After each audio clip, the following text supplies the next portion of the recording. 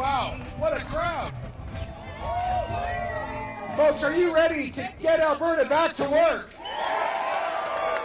Are you ready to get this province back on track? Are you ready to fight for a fair deal for Alberta and get pipelines built and people back to work?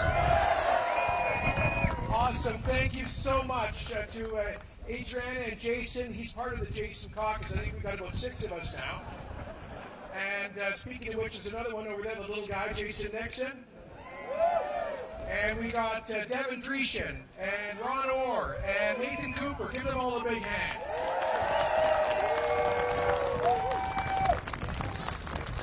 Thank you guys. They are part of a strong team that's ready to lead and ready to get Alberta back on track. Thank you all for coming out from all across central Alberta on this chilly day. Oh, and we've also got your Member of Parliament here, Mr. Dreeshen. Good to see you. Thanks for fighting Justin and staying up all night to do it. We love you. Folks, thank you for coming from all across southern Alberta. It doesn't feel like spring today, but spring did start this week. And I just want to say that in just over 3 weeks, it will be a new springtime for Alberta. The dark clouds are clearing. And the bright sunshine of hope and opportunity is going to come down on this province again, an Alberta that is strong and free. You know, folks, so many of our fellow Albertans have been going through a challenging time. Because of the failure of the Trudeau-Notley alliance, we have 183,000 unemployed Albertans. Unemployment has gone up by 48,000 people in the last 4 months alone. There are 43,000 more Albertans unemployed today than when the NDP came to office 4 years ago. You should ask your neighbors if they are better off today than they were 4 years ago. Because the average family after-tax income has declined by $6,400 per year under the Notley-Trudeau alliance. And last year, we had, again, near record levels of business bankruptcies and insolvencies, and so many are barely hanging on. They're digging us into a $100 billion debt hole that risks our future. And our NDP government gave a blank political check to their close ally, Justin Trudeau. All we got for it was a carbon tax, a jobs crisis, and no pipelines. Friends, on election day, it's our opportunity to fire the Notley-Trudeau alliance.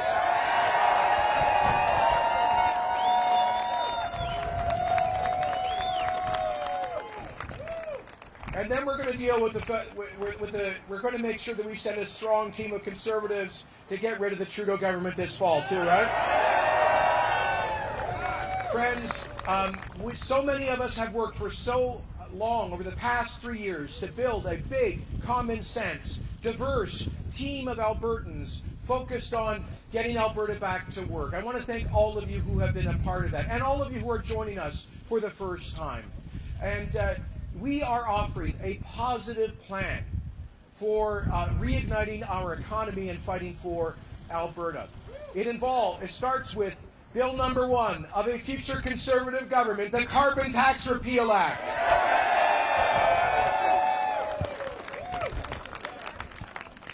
And then we go with the job creation tax cut, a 1/3 reduction on taxes on job creators to bring investment and jobs back to this province. According to a top economist, it will create at least 55,000 full-time private sector jobs. And then we're going to cut the red tape burden on our economy by 1/3. Again, whatever happened to our idea of the Get Her Done Alberta? You know, you can get a well approved in Texas in 2 weeks. It takes you up to 18 months in Alberta. We've gone under the NDP from the 14th to the 43rd best place to invest in oil and gas. We need to bring that investment and those jobs back. And one way we're going to do it is by having the fastest approvals and the lightest regulatory touch in North America. We're going to get Alberta back to work. No, Alberta. And folks, this week we laid out our plan to fight for a fair deal. So what does that involve? Well, I can tell you we are going. We're going to make it very clear to Prime Minister Trudeau that if we do not get the completion of a coastal pipeline, that we will give Albertans an opportunity on voting to remove equalization from the Canadian Constitution.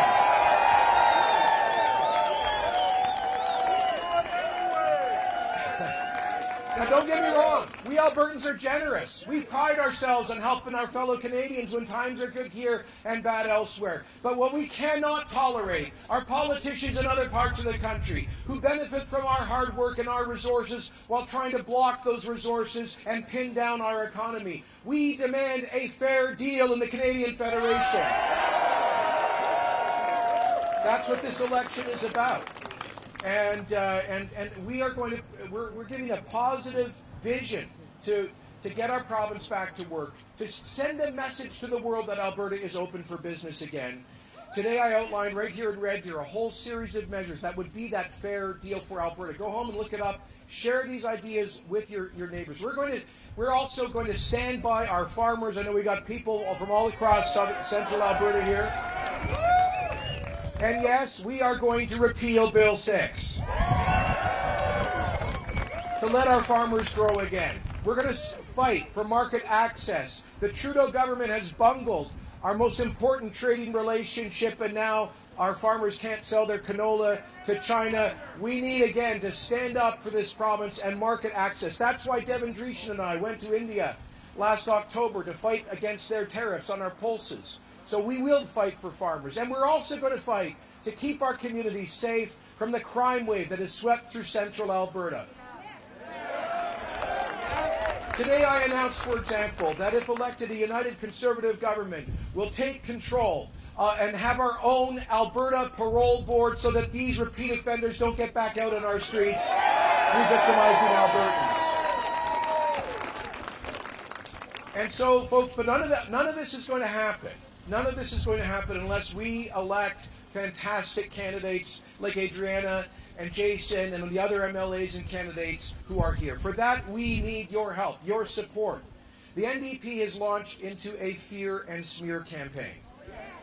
All they know what to do is to call other people names, to try to throw mud and drag others down. I call it the politics of personal destruction. U.S. attack-style ads. You know why they're doing that? Every time you see one of those ads, every time you hear the personal attacks, you need to understand it's happening because they cannot possibly defend their failure, their disastrous record on jobs, the economy, and pipelines. But we're not going to let them get away with it. Every single day, we are going to tell the truth. When they lie about Conservatives, we're going to tell the truth about their economic record. Every single day. And, I'll give you one example.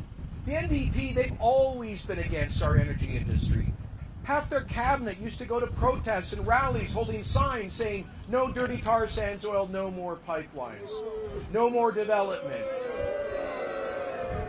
Their whole reason for existing for decades was to oppose what they called the corrosive power of big oil in Alberta politics. And now, on the 11th hour, before they have to face the verdict of Albertans, they're pretending to be champions of the industry that they've always opposed.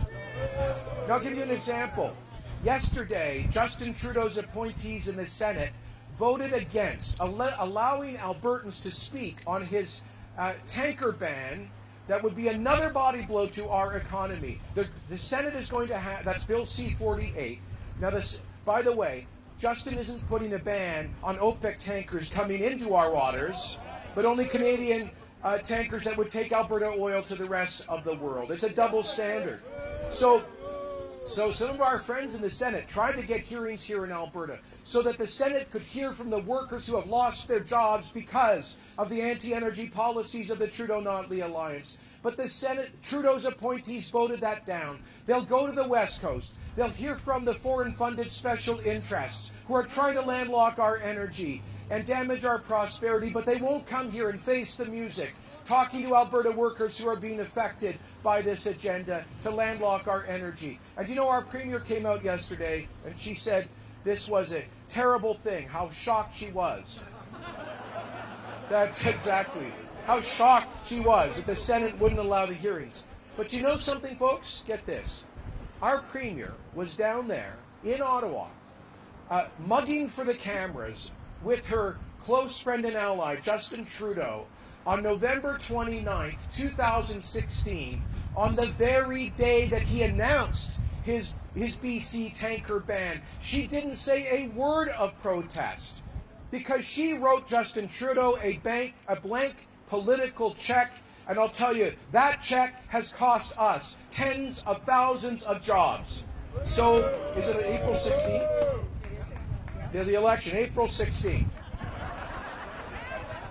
It better be. On April 16th, that blank political check bounces, and we get to send a message to Justin Trudeau that there will be a government that will, without relent, stand up for and defend this province.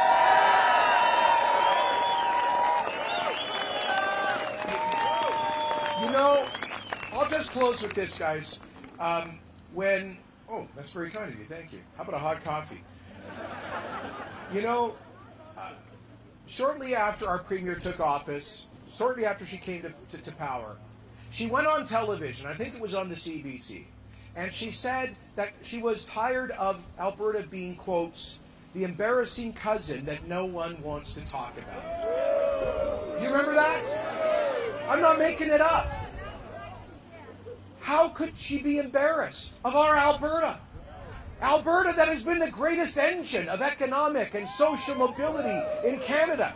Alberta that's been the greatest engine of wealth and opportunity for people from coast to coast.